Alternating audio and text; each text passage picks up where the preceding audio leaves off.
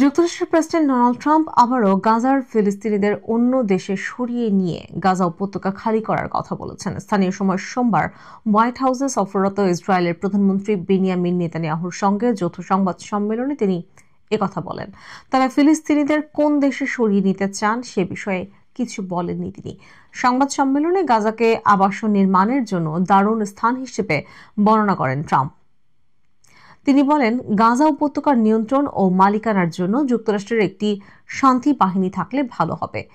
গাজায় একটি মুক্তাঞ্চল প্রতিষ্ঠা করতে চান ট্রাম্প। তিনি বলেন, বর্তমান পরিস্থিতিতে কেউ গাজায় বসবাস করতে চায় না। অপরদিকে গাজা নিয়ে ট্রাম্পের সুরে কথা বলেন নেতানিয়াহু। তিনি বলেন, দীর্ঘদিন ধরে চলা যুদ্ধের পর গাজা পুনর্নির্মাণ করতে অনেক সময় লাগবে।